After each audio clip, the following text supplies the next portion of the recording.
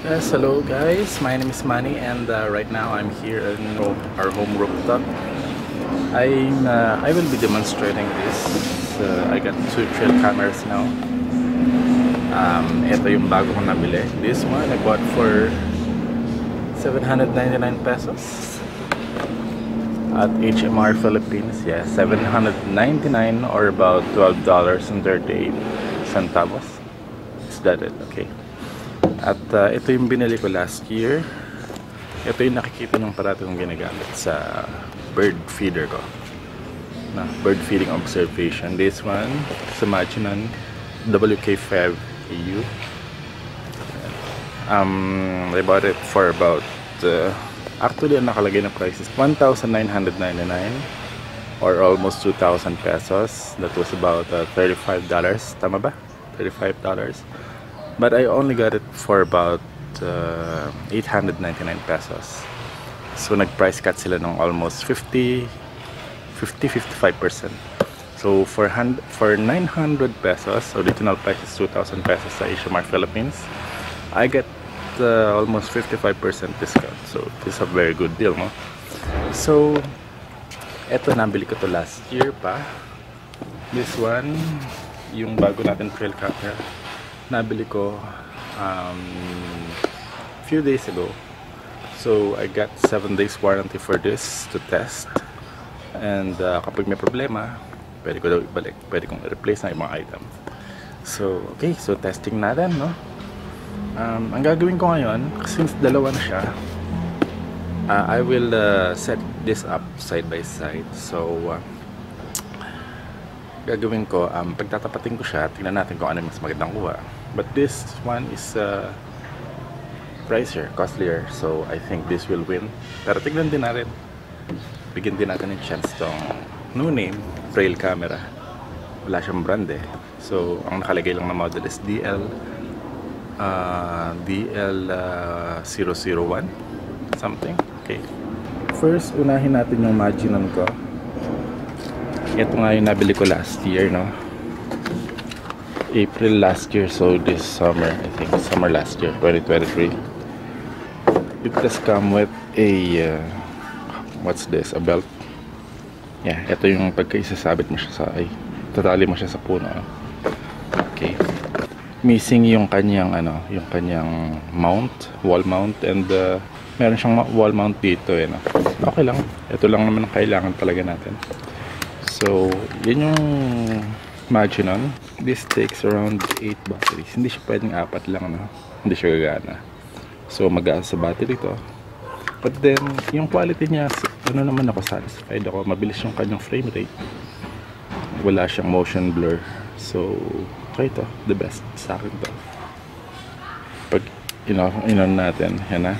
Nakita nyo na to, no? Madalas kong ginagamit to sa mga bird feeder. No file, naka-format na kasi yung card niya. Put this on the yung menu niya. So nakita nyo. So yan. So na-demo ko na to before, so okay na, no? Na-modify ko na rin yung lens niya para mag-focus siya ng mas malapit sa mga ibon. Set this aside. Goodbye. Ito naman yung bago kong nabili few days ago. I bought this last Wednesday lang. So today is Friday, so 2 days ago. Yeah, nabili ko siya. Trail camera is a no brand, but the model is the DL001. Yun nakalagay eh. This comes with the manual, no? Yeah, as you can see, the DL001 has a manual. Very simple manual. Itong nabili natin Machinon, wala na siyang manual na. So meron lang siyang strap. Itong nung nabili natin isa, itong bago, itong trail camera, wala siyang strap, no accessories at all. So no wonder binenta nila ng almost half the price din, 799 or 800. So ito yung manual niya. This small, too small for me to read. Chinese yan. Okay. Ayan. Check pa nga natin yung ibang accessories na ito. So, yun na. Nakita na natin kanina yun. So, buksan natin. Ayan. It takes 8 batteries eh. Pero pwede dito 4 lang. Since pwede mo siyang lagyan ng another 4 kung gusto mong patagalin yung buhay. Pero sa 4 gagana na siya. Kasi nakaparallel lang naman yung dalawang battery. Ayan yung kita ba? Okay. Yan yung kanyang ano. Okay. Just put on menu. Masyadong liwanag yung araw. So the first is video resolution. So naka video mode lang tayo. Ang video resolution niya is ano ba napipindot? Okay. Hanggang 1080p lang. 1080p lang ang maximum niya. So yung isa yung marginan nasa 2K eh. Okay.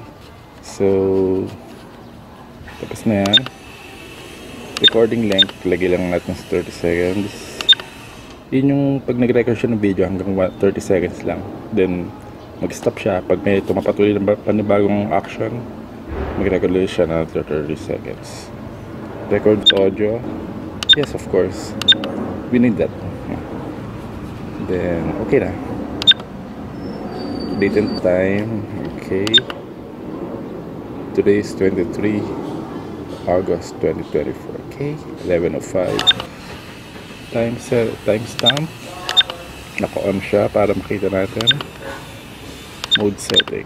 Video lang. Okay. Auto power off. 5 minutes. Okay na yan. Economy mode. Yes. Para matipid sa battery. Operate interval. Okay lang. 5 seconds. Password wala. Okay. Serial ID set. Okay na yan. So okay, so na-set na natin.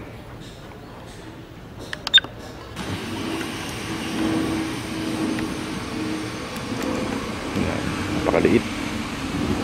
TF card. Yung marginan ko is ano to eh, SD card to eh, mas malaki. Kung ano yung ginagamit sa camera, yun ang ginagamit yung card. So both units doesn't have a internal storage, so kailangan nila ng SD card. Ito, TF card. So there you go, yung kanyang switch on, off, test, and on. Off. And test mode kapag mag-settings ka pa lang. Then kapag ready na, ready na mag-trigger ng camera, lagay mo na siya sa on. Yan. Bibilang siya ng 5 seconds bago siya mag-activate. So yun na. So, ang gagawin natin ngayon, isi-set up natin itong dalawang to side by side. Doon sa may garden. Doon sa may halaman. Then, mag-spray tayo dyan ng bird seeds. Antayin natin yung mga ibon hanggang mamaya ng hapon. And then, let's see kung sinong panalo sa dalawa.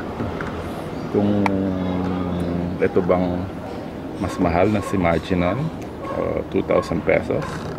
Or about $135 tama, or this one for 1,500 or 1,600 brand new.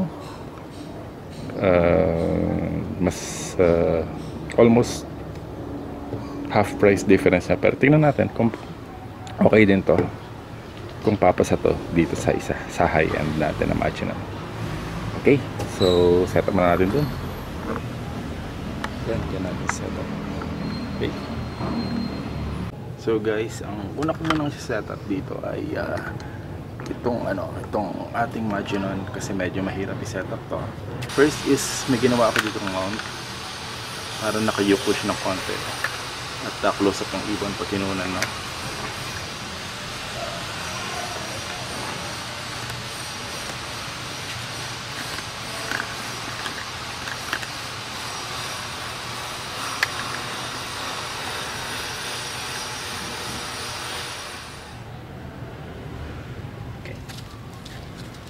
ating birds. This is our bird seed. Ilagay na natin dito sa largahan natin.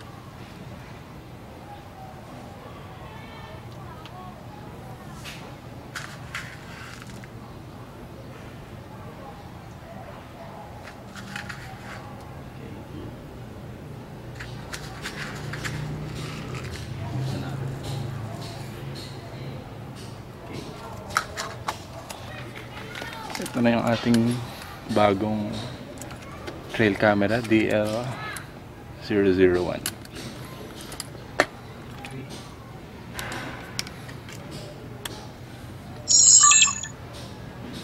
Okay. So, wala siyang mount, no? So, ilalapag ko na lang dito. At least nakatapat lang siya dyan. Nakikita isang camera para makikita natin yung action. Basta tandaan ko lang dyan.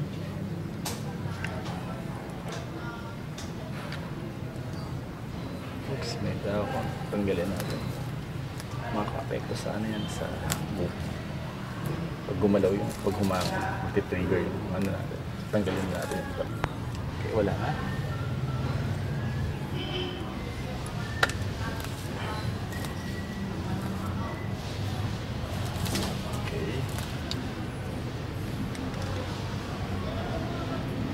Perfect.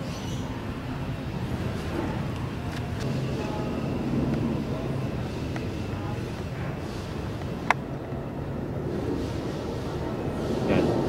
See that? So, ang gagawin natin, habang nag-shoot tong isa doon, yung Magino natin, sabay din nag-shoot ang ating trail camera na bagong bili, yung DL001. Naka-trigger na yung Magino. So, ang gagawin na lang natin, ito na lang i-trigger natin. So, put this on sa on position.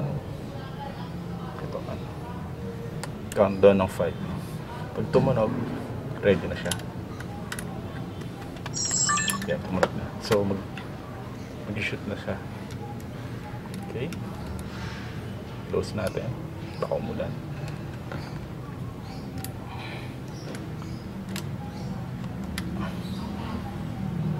There you go.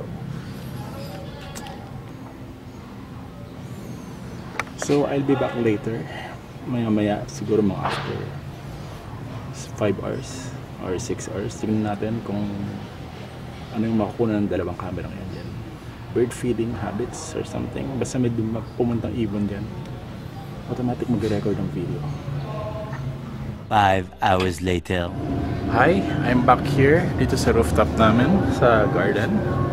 And as you can see, umulan na, no? Ayan, basang-basa yung so umulan kanina. Hindi ko alam kung na-wash out lang yung bird seeds kung sinabog natin niya kanya. Pero tingnan natin kung may na-record, no?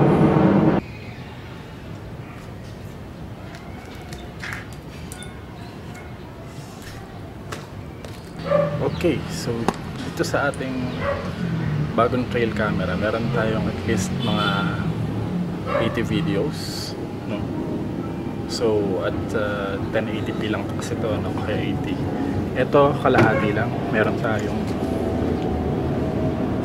at least 45 videos, not counting the false trigger, yung ginagawa natin doon kanina kasi na-trigger yung ginagalaw natin yung dalawang camera yun. So mga 40 videos, kalahati lang kasi ito 2K to, di ba? Yung 1080 lang. So malaking difference yung video quality nila, pero okay naman. Let's see kung anong mga nakuhanan niya, no? So as you can see here, umulan, no? Namutik siya. Yan, no? Putik. So waterproof siya. IP66 yung isa. Ito ay IP6. Pares nga ito, basta waterproof pa rin. Ano yan? So dito muna tayo sa Magino. Card full siya. So hindi na na-record yung ibang na-record. Yung kalahati lang na-record dito. So let's see. Start tayo dun sa simula. Doon sa may sa 80. Yung huling-huli ay 48 pala, sorry. Okay, so ito wala talaga tong movement blur, no? Kita niyo naman. Yan. So at least may na-record to. Ito na lang isa, try natin. Ito na, nagputik din. So waterproof siya, kita nyo kahit umulan ng malakas. Yan. Okay pa din siya.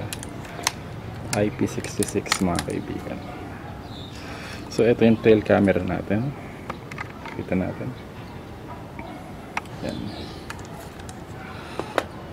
Okay, so let's check. Nag-off siya. Test them. Okay, so by the way, this is not modified. Itong isa kasi, itong Magellan, may close-up auxiliary lens siya, so pwede siya mag-close-up ng iba na mas malaki. Ito normal lang, wide siya, so hindi ko na minodify kasi is ano din eh, subukan muna natin kung maayos na makuha yung video niya ng ganito lang. So ito yung kanyang tingnan natin. Okay, so dun tayo sa wait lang.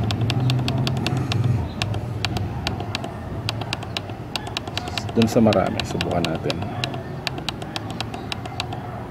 Okay, yan 50. Nasa 40 siguro yung madami kasi ayan o. Yan. Oops, sorry.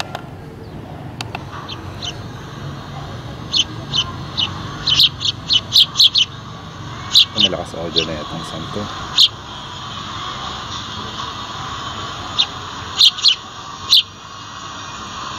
So good.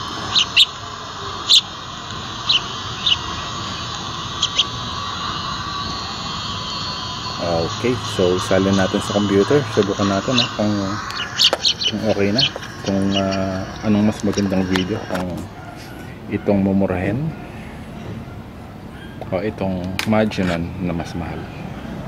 Okay, tanggalin ko muna sa kanyang mount. Tapos na tayo dyan. These two are very rugged cameras na pwede mong iwanan sa labas yan kahit umuulan. Hindi yan masisira dahil waterproof sa loob. Okay, so this is the Magellan, the costlier wildlife camera. This is the cheaper tail camera. Tignan natin kung anong mas magandang kumuha ng video. So this is the video quality of the DL001 trail camera. Pros are loud and crisp audio pickup from the built-in microphone, good contrast and sharp details of the video, while cons are the very low frame rate, not suitable for fast-moving animals like birds and running pets. Movement blur results in this very low frame rate, probably below the standard 15 frames per second.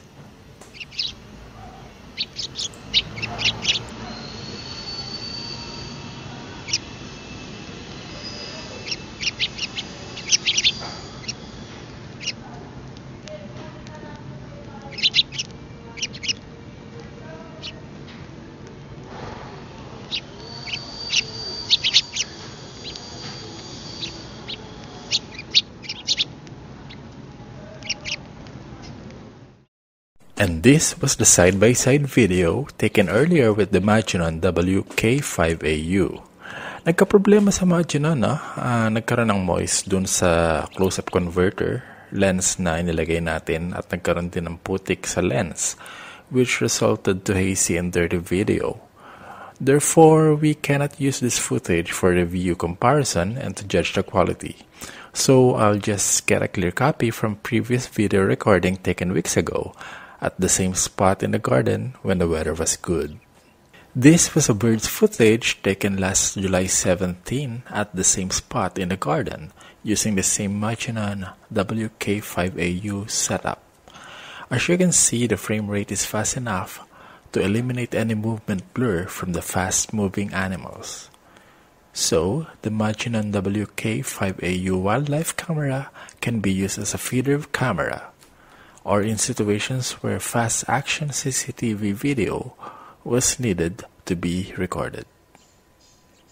The only disadvantage is the very low audio pickup from the built-in microphone that you'll need to amplify the recorded sound in video editing to match the other audio levels of the clips.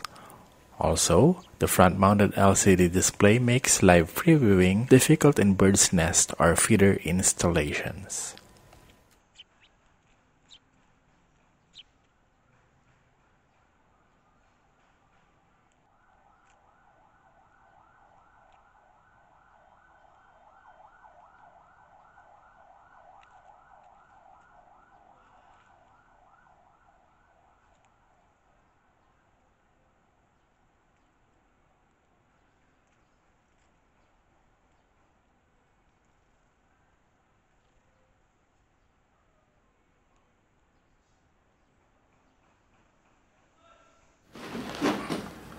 Okay guys, verdict na tayo.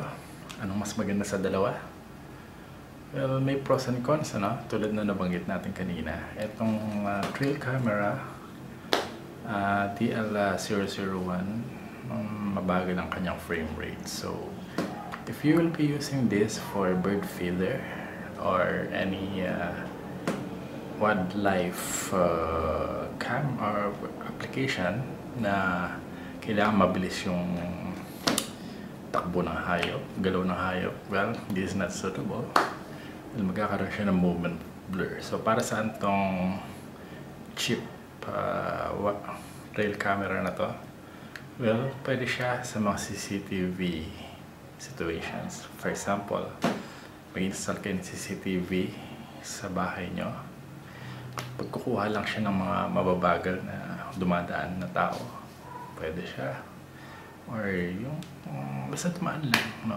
Hindi tumatakbo, hindi mabilis ang lipad ng ibon, pwede siya, no?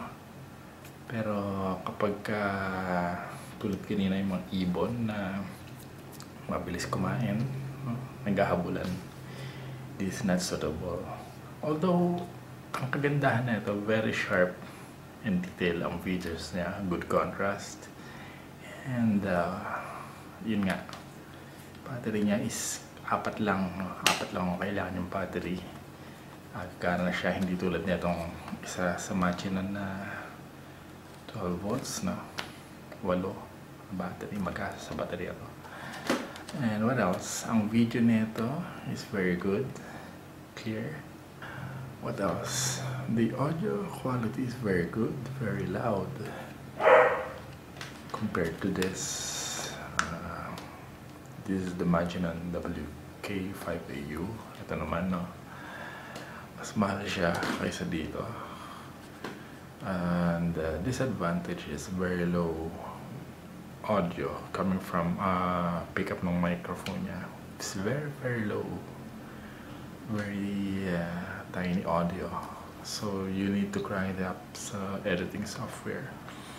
So, pag mag-edit kayo ng video, kailangan siya i-amplify to match the other sound of your clips, no? So, video quality is very good, high frame rate. Nakita nyo, wala siyang galaw, wala siyang movement blur or movement shake. So this is suitable for bird feeders and fast action wildlife application, good contrast. And what else? Yan, pareho silang mabilis mag-pick up na, mabilis mag-trigger, no? So kapag niya dumaan, automatic talagang nagti-trigger, mag-record siya ng audio and video. So these are good. These are both good. May slight disadvantage lang to sa video. And then ito may disadvantage sa audio. So I hope you like the comparison or review for these two cameras.